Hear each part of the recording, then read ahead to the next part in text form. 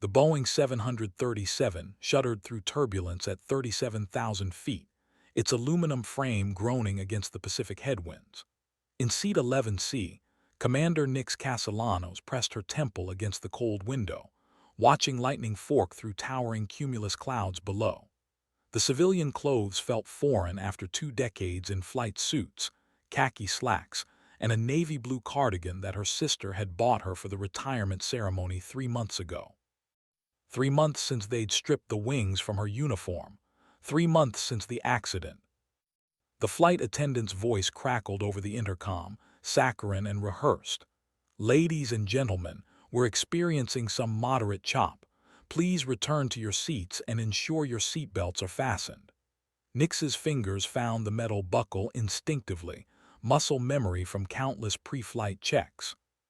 23 years of military aviation had trained her to read the subtle signs, the way the engine strained against the headwind, the slight yaw in the aircraft's attitude, the nervous energy rippling through the passenger cabin. She closed her eyes and tried to push away the memories, the screaming metal, the fireball that had consumed her wingman over the South China Sea, the tribunal that had found her operationally negligent, despite the classified intelligence that exonerated her, intelligence she could never speak about, not even to save her career. Now she was just another passenger, heading to Los Angeles for her nephew's graduation, carrying nothing but civilian identification and the weight of decisions that had saved lives but destroyed her own. The turbulence intensified. Oxygen masks didn't deploy, but something was wrong. The engines were cycling irregularly, and the nose was dropping at an angle that sent ice through her veins. Around her, passengers gripped armrests and whispered prayers. A baby cried 3 rows forward. The businessman beside her frantically typed on his phone, trying to send what might be final messages to his family. Then the radio frequency cut through the cabin speakers, not the normal intercom but military comms bleeding through the aircraft's communication system. Static, scrambled voices, and then clear as breaking glass. "Southwest Airlines Flight 447, this is Nellie's control. We have you on radar showing irregular flight path. Do you copy?" Silence from the cockpit. "Southwest 447, respond immediately. We're tracking multiple bogies converging on your position." The blood drained from Nix's face. Bogies, military aircraft. This wasn't mechanical failure, this was an intercept. She unbuckled her seatbelt and stood, ignoring the protests from nearby passengers. Her trained eyes swept the cabin, cataloging exits, counting souls, calculating odds. Behind her calm exterior, 23 years of combat experience were coming online like weapons systems powering up. "Southwest 447, identify the combat officer on board. We know you have military personnel. We need immediate response." Every passenger turned toward the speakers. In that moment of collective terror, they didn't know they were looking at their salvation. The aircraft banked sharply left, and Nix Castellanos began to move. The cabin tilted at a 30-degree angle as Nix pushed through the aisle, her sea legs compensating for the aircraft's erratic movements. Flight attendants struggled against the gravitational forces, their professional composure cracking as coffee makers and service carts broke free from their restraints. She'd felt this sensation before, in an FA-18 Super Hornet pulling 7GS over hostile territory, when physics tried to crush her into the ejection seat, and only willpower kept her conscious. "Ma'am, you need to return to your seat," the lead flight attendant, a woman named Janet according to her nameplate, grabbed Nix's arm with surprising strength. Her perfectly applied makeup couldn't hide the fear in her eyes as the radio chatter continued to bleed through the speakers. "Southwest 447, this is Major Reynolds, 64th Aggressor Squadron. We have visual on 4 unidentified aircraft in your vicinity. You are ordered to identify military personnel immediately. Lives are at stake." Nix gently but firmly removed Janet's hand. "I'm the combat officer they're looking for." Her voice carried the quiet authority of someone accustomed to being obeyed under pressure. "I need to reach the cockpit, now." Janet's training warred with her instincts. FAA regulations said passengers never entered the cockpit during flight, but regulations hadn't anticipated military aircraft shadowing a commercial flight at cruising altitude, and the terror in the radio transmissions suggested this was no routine exercise. The Boeing lurched again, harder this time. Through the windows, passengers began pointing and screaming. Nix followed their gaze and felt her heart stop. 4 aircraft were visible in the distance, sleek, angular shapes that could only be military fighters. But something was wrong with their flight patterns. They weren't maintaining standard formation discipline, and their approach vectors were aggressive, predatory. "Jesus Christ," whispered the businessman from 11B, his face pressed against the window. Are those ours?" Nick studied the distant aircraft, her trained eyes picking out details that civilian passengers couldn't recognize. The lead fighter's configuration was wrong, too low, too fast for a routine intercept. Its wingmen were spreading into an attack formation she'd seen used against enemy aircraft, not civilian airliners. A cold realization settled in her stomach like a lead weight. Southwest 447, Major Reynolds again. "Unknown aircraft are not responding to IFF transponders. They are not, repeat, not United States military. We need that combat officer online immediately." The panic that had been simmering through the cabin exploded into chaos. Passengers screamed, reached for cell phones, held each other with the desperate strength of people facing death.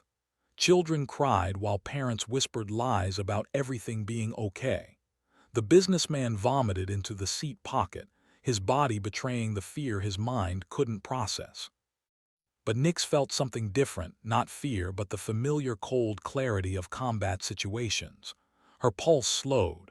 Her breathing deepened. 23 years of training were overriding civilian instincts, transforming her from passenger to warrior. She looked at Janet, whose professional mask had completely shattered. "Get me to that cockpit," Nix said quietly, "and tell the pilots that Commander Nix Castellanos, call sign Phoenix, is coming forward. They'll know what that means." Janet stared at her for a heartbeat, then nodded and began pushing through the panicking passengers toward the reinforced cockpit door. The cockpit door's security system disengaged with a metallic thunk that seemed to echo through Nix's bones. Captain Mike Torino, a silver-haired veteran with 28 years of commercial aviation experience, turned in his seat with eyes wide enough to show white around the irises. His co-pilot, First Officer Lisa Chang, maintained her grip on the yoke with white knuckles, her professional composure hanging by threads. "Commander Castellanos," Torino said, his voice tight with controlled panic. "Thank God. I flew C-130s in Afghanistan, heard stories about Phoenix Squadron, thought you were." "Dead, discharged, both." Nick slipped into the jump seat behind the captain, her eyes immediately scanning the instrument panel. "Airspeed, altitude, heading, all wrong for a commercial flight path. What's our situation, Captain?"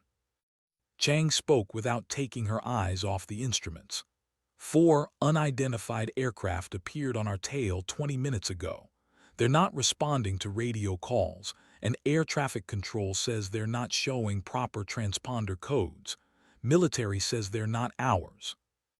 Through the cockpit windows, Nix could see the fighters more clearly now. The lead aircraft was a modified Su-35, Russian-built, but carrying no national markings. Its wingmen were a mixture of designs, Chinese J-20s and what looked like North Korean modifications of Soviet-era MiGs. A multinational force with no flags, no accountability, no rules of engagement. "Southwest 447, this is Phoenix," Nix spoke into the radio headset Chang handed her. The call sign felt strange on her lips after 3 months of silence. "I'm aboard your passenger flight. What's your tactical assessment?" "Phoenix." The relief in Major Reynolds' voice was palpable. "Christ, it's good to hear your voice. We've got 4 bogies, mixed international, no IFF response. They've been shadowing you for the last 30 minutes, staying just outside intercept range. We can't engage over civilian airspace without provocation, but they're not following intercept protocols, Nix finished.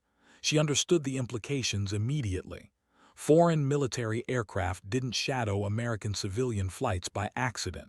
This was either a test of American response times or a prelude to something worse.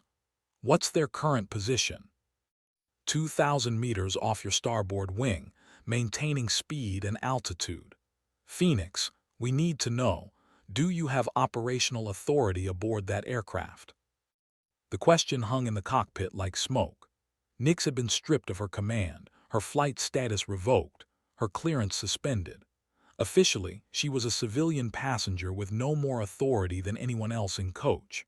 But unofficially, she was still the only person aboard Flight 447 who understood air-to-air combat tactics, threat assessment, and the delicate mathematics of survival at 37,000 feet. Captain Torino made the decision for her. Commander, I'm designating you as tactical advisor for this flight. Whatever you need, whatever authority you require, you have it. Nix felt the familiar weight of command settling across her shoulders like an old flight jacket. Outside the cockpit windows, the unknown fighters were closing distance, their intentions still unclear but increasingly ominous. Reynolds, I need a complete tactical picture, Nix said into the headset, her voice carrying the crisp authority of 23 years commanding fighter squadrons. The familiar rhythm of military communication felt like coming home after months of civilian small talk. What assets do you have available? 4 F-22 Raptors from the 64th Aggressor Squadron, currently at your 6 o'clock, 2,000 meters separation. We've got additional air support scrambling from Nellis and Miramar, but they're 40 minutes out. AWACS is tracking the situation from high altitude. Through the cockpit's side window, Nix could see the distant contrails of the American fighters. Raptors, the most advanced air superiority fighters in the world, nearly invisible to radar and carrying enough firepower to end this confrontation in seconds. But they were hamstrung by rules of engagement that prohibited firing on unidentified aircraft over American civilian airspace, especially with a passenger flight in the kill zone. Captain Torino's hands trembled slightly on the controls as he maintained their heading toward Los Angeles. Commander, those fighters out there, what do they want? Nick studied the unknown aircraft through binoculars Chang had produced from the emergency kit. The lead Su-35 was beautiful in the way that all deadly things possessed beauty, sleek lines and predatory grace that spoke of engineering devoted to one purpose, killing other aircraft.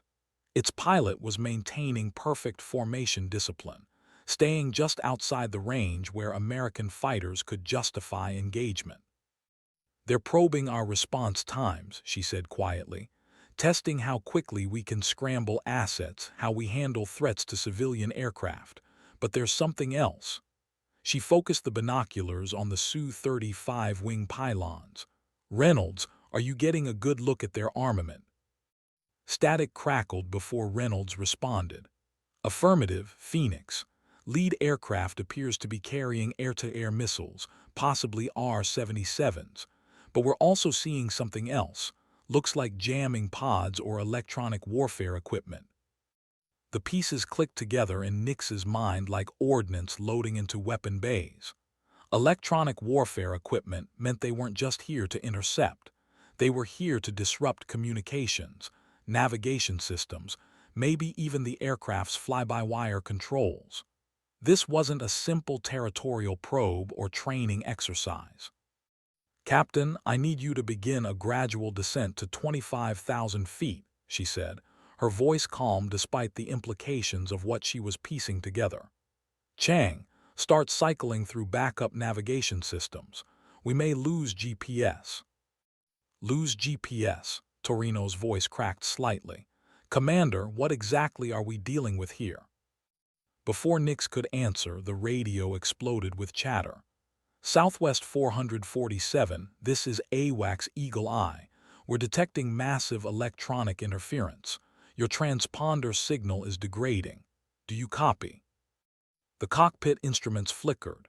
Navigation displays showed conflicting readings. The GPS coordinates jumped erratically across the screen before going blank entirely. Around them, the Boeing's sophisticated avionics systems, the computer brain that controlled everything from engine management to flight path optimization, began to fail in cascade fashion. The Boeing 737's instrument panel looked like a Christmas tree designed by someone with a cruel sense of humor. Warning lights blinked red and amber in sequences that Nix recognized from her worst nightmares, the electronic signature of systematic jamming designed to cripple modern aircraft. The GPS was gone. Radio communications were degrading into static. Even the engine management computers were beginning to show irregularities as electronic warfare pods on the unknown fighters pumped high-powered interference across multiple frequency bands. "Son of a bitch," Chang whispered, her professional composure finally cracking as she watched her primary flight instruments flicker and die. "They're killing our avionics." Captain Torino's hands moved across analog backup instruments with practiced precision, falling back on skills learned in an era when pilots flew by feel and mathematics rather than computer assistance. "Commander, how long can they maintain this level of jamming?" "Long enough," Nix replied grimly. She understood the tactical situation with crystal clarity.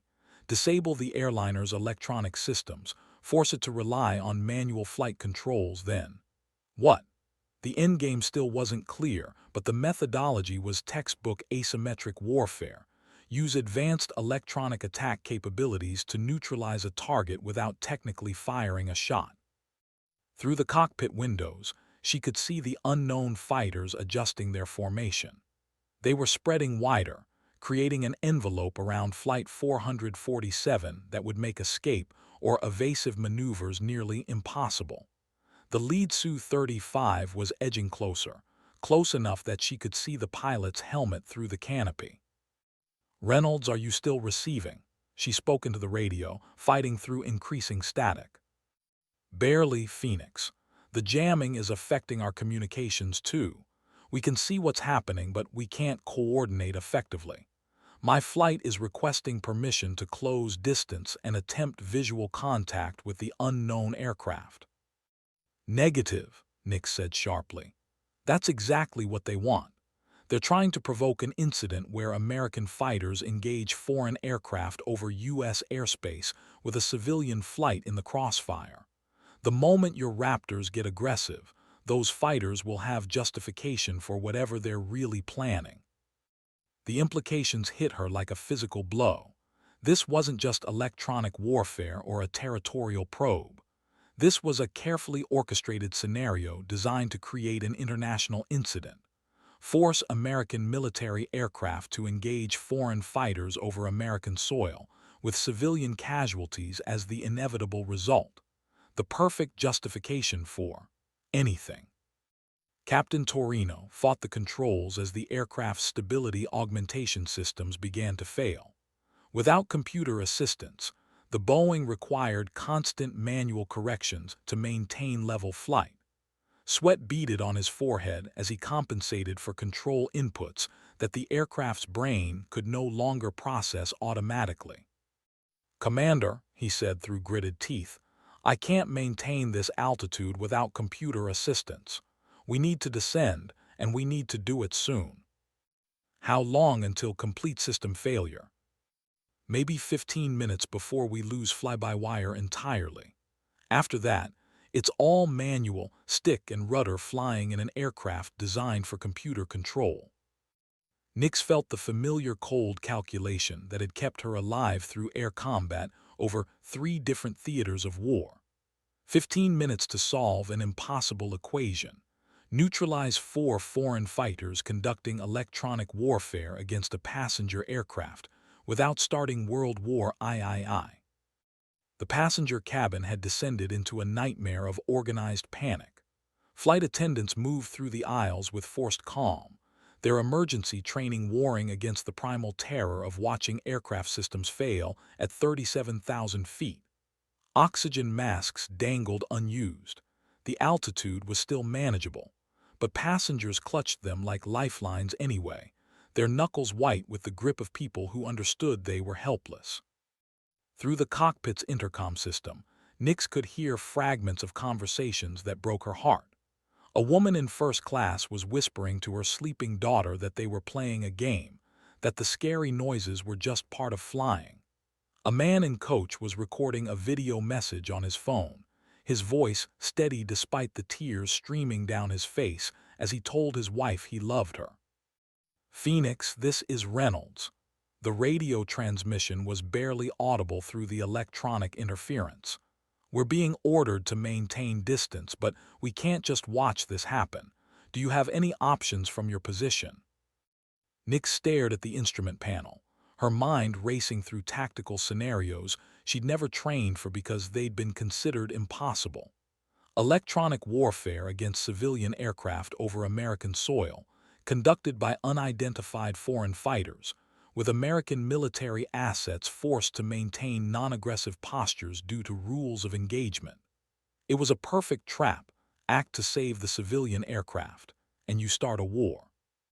Fail to act, and 200 innocent people die while the world watches. "Captain, I need complete honesty," she said quietly. "Without computer assistance, can you land this aircraft?" Torino's knuckles were white on the yoke as he fought to maintain level flight. "Maybe. If we had perfect weather, a long runway, and no other complications. But this aircraft wasn't designed for manual flight. The control surfaces are optimized for computer input, not pilot feel. It's like trying to perform surgery wearing welding gloves." Chang looked up from the radio equipment she'd been frantically adjusting. "Commander, I'm picking up something on the emergency frequency. It's faint, but..." She adjusted the tuning, fighting through layers of electronic interference. "There, do you hear that?" The transmission was broken, distorted by jamming but recognizable. "Mayday, Mayday, this is Air Force One. We are experiencing electronic warfare attack. Repeat, Air Force One is under attack." The blood drained from Nix's face. Air Force One, the presidential aircraft, was somewhere in this airspace, suffering the same electronic warfare attack. This wasn't just an isolated incident or a probe of American air defenses.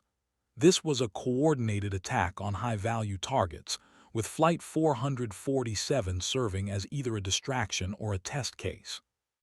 "Reynolds, do you copy Air Force One's distress call?" Static, more static.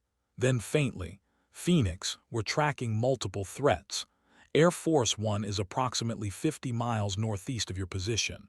We have additional unknown aircraft converging from multiple vectors. This is..."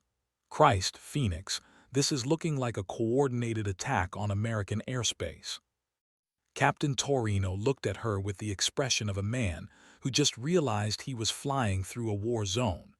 "Commander, what are our orders?"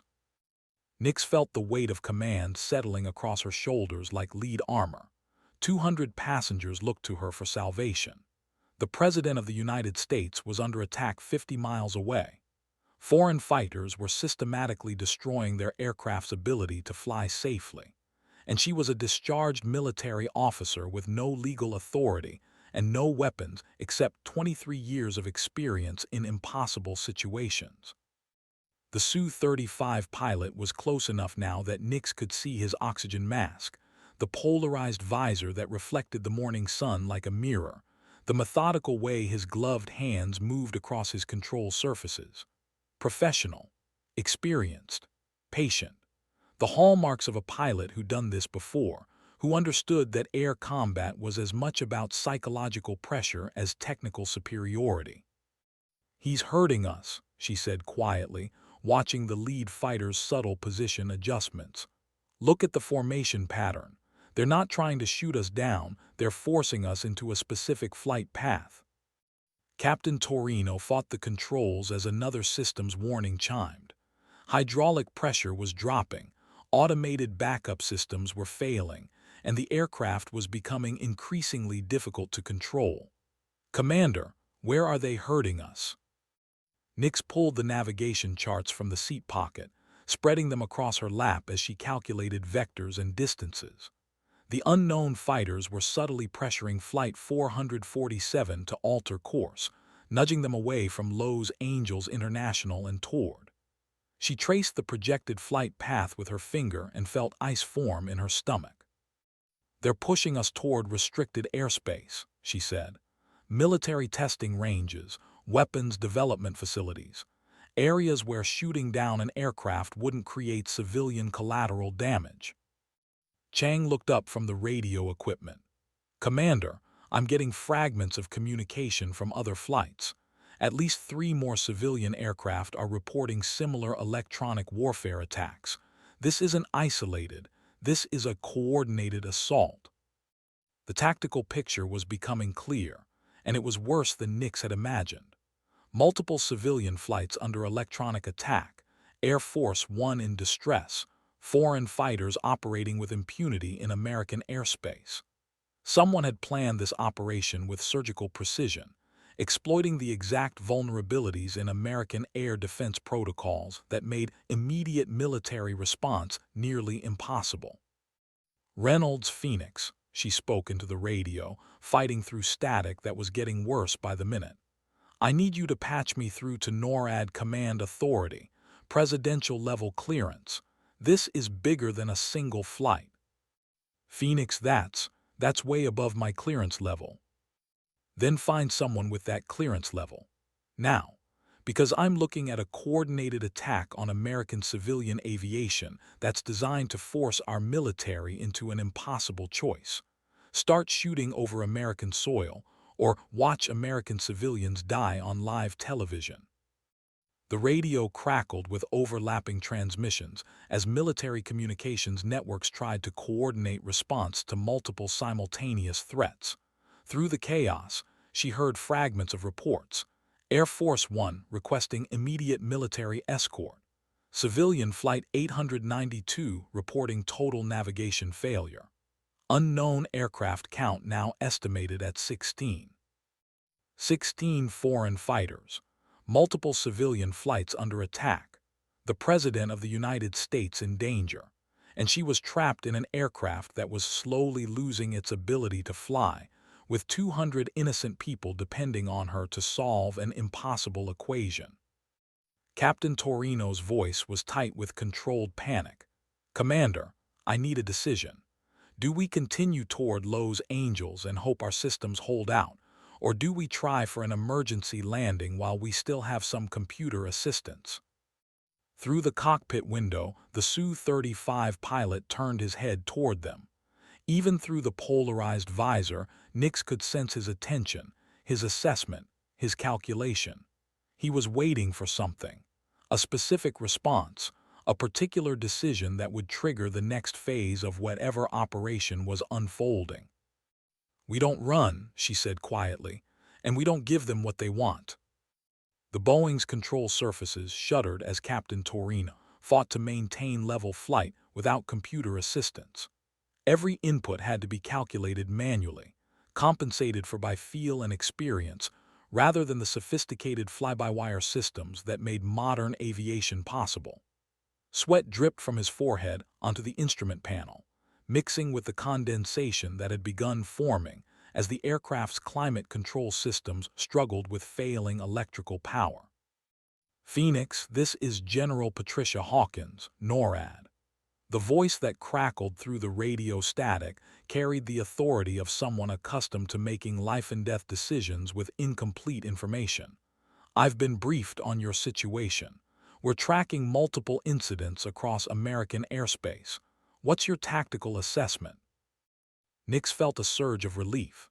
General Hawkins, she knew the name, knew the reputation.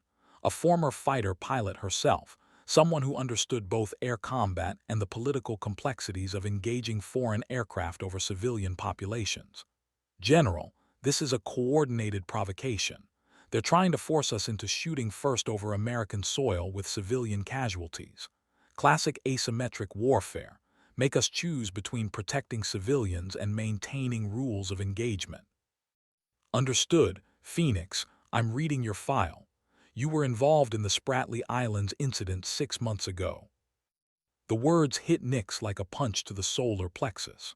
The Spratly Islands, the classified operation that had ended her career, the mission where saving American lives had required violating international airspace, the tribunal that had found her guilty of charges she couldn't defend against without revealing state secrets. Yes, ma'am, I was. The real file, Phoenix, the classified one. I know what actually happened out there, and I know why you took the fall. You saved 17 American servicemen by engaging foreign fighters in disputed airspace. You sacrificed your career to prevent a war. Captain Torino glanced at her with new understanding. Chang continued working on the radio equipment, but Nix could see her listening intently. The crew was beginning to understand that their passenger in 11C wasn't just a retired military officer. She was someone who had already faced this exact type of impossible decision. General, what are my parameters? Officially, you're a civilian passenger with no command authority. Unofficially, you're the most qualified person in that airspace to handle this situation. I'm giving you tactical command under emergency protocols. Phoenix, those foreign fighters aren't going to back down until they get what they want. What do you need? Nick studied the Su-35 through the cockpit window. The pilot was maintaining perfect formation, close enough to communicate through hand signals if necessary. Professional, disciplined, but also patient in the way that suggested he was following a specific plan rather than improvising. I need to talk to their flight leader. Direct pilot-to-pilot communication. Phoenix, that's. General, they're jamming our electronics, not our voices. Military UHF radio operates on different frequencies than their jamming equipment. If I can establish direct communication, I might be able to determine their actual objectives. The idea was dangerous, possibly insane. Initiating direct communication with hostile foreign fighters could be interpreted as either negotiation or reconnaissance, both potentially catastrophic from a diplomatic standpoint. But it was also the only way to understand what the foreign pilots actually wanted versus what their commanders had ordered them to accomplish. General Hawkins was silent for several seconds, calculating political ramifications against the lives of civilians aboard multiple aircraft under attack. Finally, Phoenix, you have authorization for direct communication attempt. Proceed with extreme caution. Nix switched to the international emergency frequency, the radio channel monitored by military aircraft worldwide. Her voice carried the calm authority of 23 years commanding fighter squadrons. Unknown flight leader, this is Phoenix. Request direct communication for tactical coordination. Static electronic interference. Then clear as breaking glass. Phoenix, I know this call sign, Spratly Islands. You are the pilot who sacrificed career for principles. The voice carried a slight accent, Russian but educated professional. I am Colonel Volkov. We meet under unfortunate circumstances. The international emergency frequency crackled with tension as two combat pilots, one American, one Russian, established communication across a divide measured in ideology, nationalism, and the width of aircraft separated by mere hundreds of meters. Colonel Volkov's English was precise, academic, the careful pronunciation of someone who had studied the language as a tool of war rather than culture. Colonel, Nix responded, her voice carrying the professional courtesy that existed between warriors regardless of flag or politics. Your aircraft are conducting electronic warfare against civilian passengers. Explain your intentions. Through the cockpit window, she could see the Su-35 pilot's helmet turn toward them. Even across the void of 37,000 feet, the moment felt intimate, personal. Two professionals acknowledging each other's competence while preparing for potentially lethal conflict. Phoenix, you understand tactical situation better than your commanders believe, Volkov replied. This is not attack on civilians. This is demonstration. Your government has deployed military assets in regions where they do not belong. We demonstrate equivalent capability. The admission confirmed Nix's worst fears. This wasn't random terrorism or criminal activity. This was a state-sponsored operation, probably Russian, designed to showcase the vulnerability of American civilian aviation to electronic warfare attacks. A proof of concept that could be escalated to devastating effect whenever political tensions required such escalation. Captain Torino fought the controls as another warning system failed. The aircraft was becoming increasingly difficult to fly, requiring constant manual adjustments to maintain altitude and heading. "Commander," he said quietly, "we have maybe 10 minutes before I lose the ability to control this aircraft entirely." "Colonel Volkov," Nix continued, "you have demonstrated your capability. American military commanders are aware of your electronic warfare systems. What do you require for safe disengagement?" Static filled the radio for several seconds before Volkov responded. "Phoenix, you ask wrong question. This demonstration is not complete until specific objectives are achieved. Your Air Force One carries passenger who made promises regarding military deployment in Pacific Theater. These promises must be reconsidered." The political implications hit Nix like G-forces during a high-speed turn. This wasn't just about demonstrating electronic warfare capabilities. This was targeted coercion against the President of the United States, using civilian aircraft as leverage.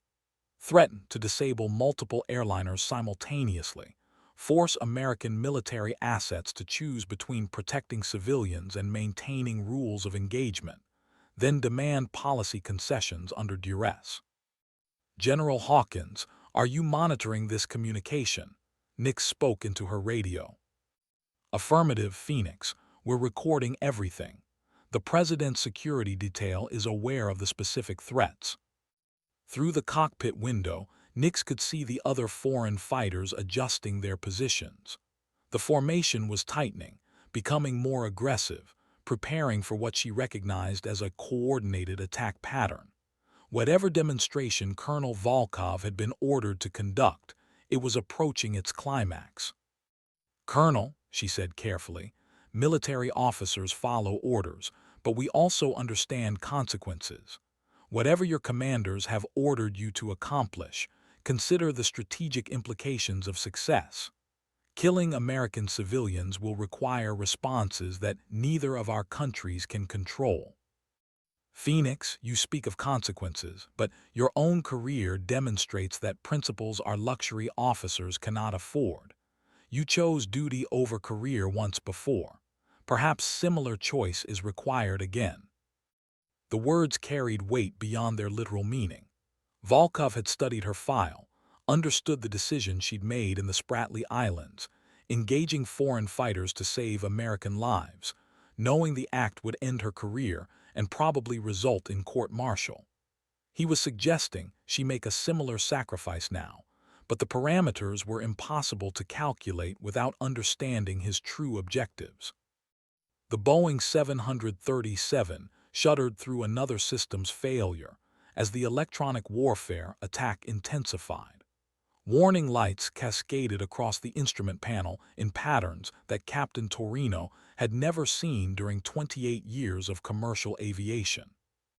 The aircraft's sophisticated computer brain, the integrated systems that controlled everything from fuel management to flight surface optimization, was being systematically destroyed by electromagnetic pulses designed to cripple modern avionics. "Phoenix," Colonel Volkov's voice crackled through increasing static, "time grows short. Your aircraft systems will fail completely in approximately 8 minutes. Your Air Force One faces similar timeline. Decisions must be made." Through the cockpit's side window, Nix could see the lead Su-35 weapon pylons more clearly now. Air-to-air missiles, electronic warfare pods, and something else, a bulky cylindrical device she recognized from classified intelligence briefings as an experimental electromagnetic pulse generator. Not just jamming equipment, but active electronic warfare weapons capable of permanently destroying civilian aircraft control systems. "General Hawkins," she spoke into her radio, "the foreign aircraft are carrying EMP weapons. They're not just disrupting our systems, they're preparing to destroy them permanently." Phoenix, we're tracking 16 foreign fighters across multiple civilian flights. If they trigger simultaneous EMP attacks, we could lose dozens of aircraft. That's potentially thousands of civilian casualties. The arithmetic of warfare reduced to its simplest terms. How many innocent deaths were acceptable to avoid escalation versus how many innocent deaths were acceptable to prevent future attacks? Military commanders dealt with such calculations routinely, but the specific parameters of this situation made standard tactical doctrine irrelevant. Captain Torino's hands trembled on the controls. "Commander, I need guidance. Do we attempt emergency landing while we still have partial systems, or do we maintain heading and hope for military intervention?" Before Nix could respond, Chang looked up from the communication equipment with an expression of barely controlled terror. "I'm monitoring air traffic control frequencies. They're reporting that at least 6 civilian flights are now showing complete navigation failure. 2 aircraft have declared emergency descent procedures. Another flight has gone completely silent." The tactical picture was expanding beyond individual aircraft to systemic attack on American civilian aviation. This wasn't demonstration or coercion. This was the opening phase of something approaching an act of war, conducted with surgical precision to maximize civilian casualties while maintaining plausible deniability. "Colonel Volkov," Nix said into the radio, her voice carrying the steel-edged calm that had earned her the call sign Phoenix through 3 combat deployments.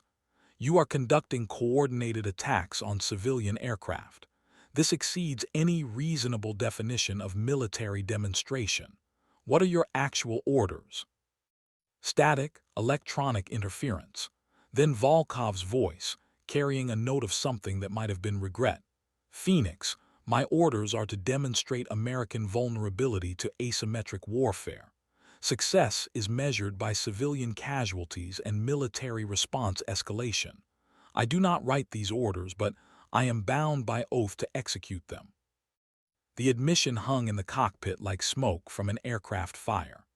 Colonel Volkov was a professional military officer following orders that required him to kill innocent civilians to prove a political point. He understood the moral implications of those orders, but military discipline demanded execution regardless of personal conscience. "Colonel," Nix said quietly, "military officers sworn to defend their nations don't murder civilians. You know this. Your oath demands protection of innocents, not their slaughter." For several seconds, only static filled the radio frequency. When Volkov responded, his voice carried a different tone, thoughtful, conflicted, human, rather than merely professional. "Phoenix, perhaps you understand burden of impossible orders better than most officers."